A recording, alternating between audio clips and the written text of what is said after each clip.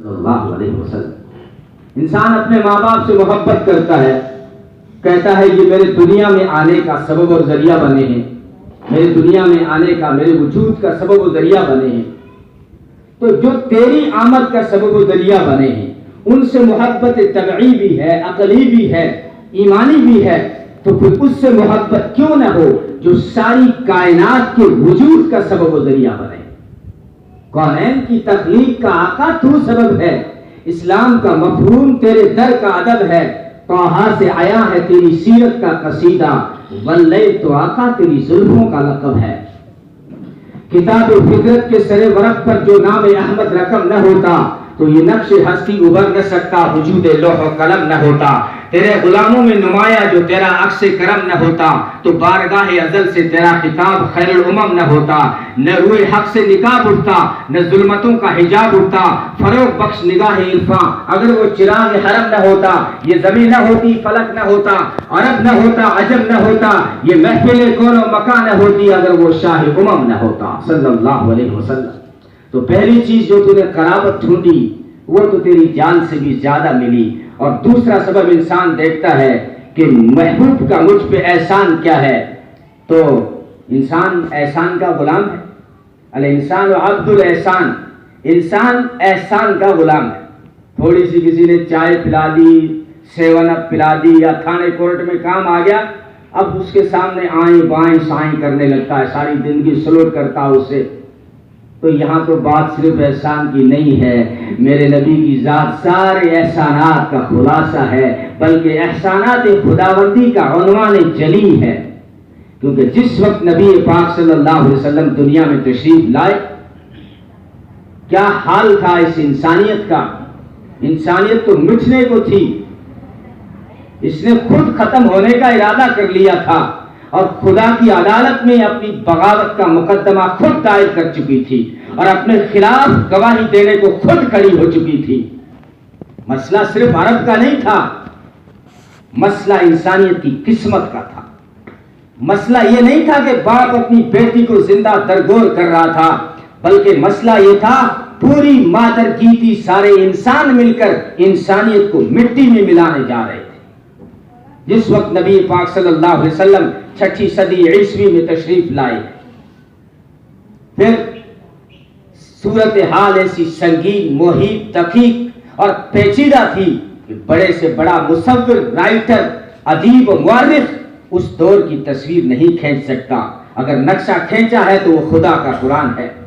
فرمایا وَاذْكُرُوا نِعْمَةَ اللَّهِ إِذْ كُنْتُمْ أَعْدَاءً فَأَلَّفَ بَيْنَ قُلُوبِكُمْ فَأَصْبَحْتُمْ بِنِعْمَتِهِ إِخْوَانًا وَكُنْتُمْ عَلَى شَفَا حُفْرَةٍ مِّنَ النَّارِ فَأَنْقَذَكُم مِّنْهَا۔ فرمایا اس وقت کو یاد کرو جب تم اپنے ہی دشمن بن چکے تھے، تم جو ہے آگ کے سمندر کی تھا میں چھلانگ لگانے کو تمہارے قدم اٹھ چکے تھے، تم نے خودکشی اور آتم ہتیا کا ارادہ کر لیا تھا۔ پھر اس ارحم الراحمین کو رحم آیا جس نے رحمت للعالمین کو بھیج کر تم پہ بڑا احسان کر دیا، اس نے آ کر تمہاری کمر سے پکڑ کر دوزخ کی آگ سے بچا لیا۔ نبی نے خود فرمایا صلی اللہ علیہ وسلم کہ میری دعوت کی مثال ایسے ہے جیسے کسی نے بہت بڑی آگ سلگائی اور چھوٹے چھوٹے پروانے اس میں آ کر گرنے لگتے ہیں اور وہ بچانا چاہتا ہے۔ ایسے ہی جب میں آیا تھا تو تم جو ہے دوزخ کے کنارے پہ کھڑے تھے، میں نے آ کر تمہارا ہاتھ تھام لیا، حضور آئے تو سر آفری نش پا گئی دنیا، اندھیروں سے نکل کر روشنی میں آ گئی دنیا، ستے چہروں کا زنگ اترا، بجھے چہروں پہ نور آیا، حضور آئے تو انسانوں کو جینے کا شعور آیا۔ مسئلہ صرف عرب کا نہیں تھا۔ ہاں یہ بات صحیح ہے کہ وہ وحشی تھے، وہ ڈاکو تھے، وہ ایسے ان کے سینوں میں دل بھیڑیوں کے آ گئے تھے، چیتوں کے آ گئے تھے، وہ اپنی بیٹیوں کو زندہ دفن کر رہے تھے۔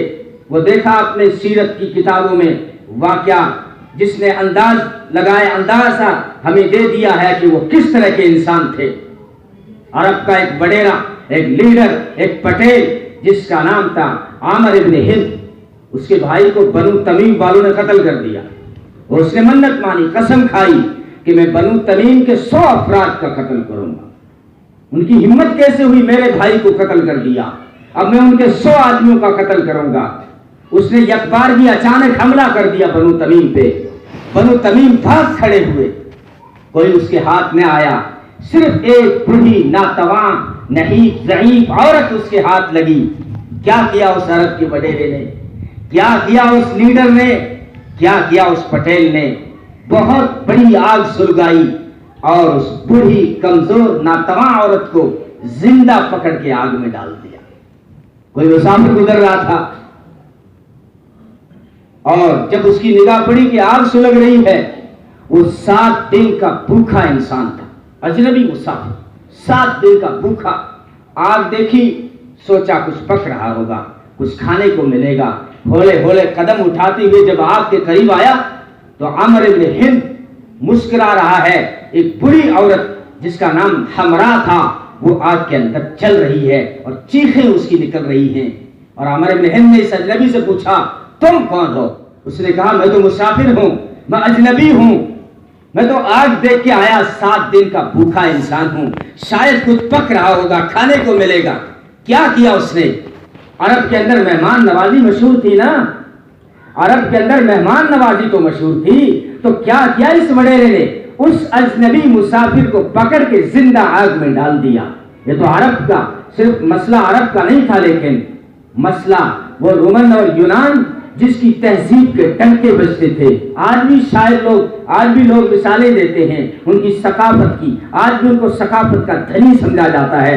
کیا صورتحال تھی ان کی, کیا کرتے تھے وہ؟ ان کے سامنے انسانیت کھلواڑ بن چکی تھی, کھلونا بن چکی تھی. وہ کھیل کھیلتے تھے جو آج بھی کھیلا جاتا ہے.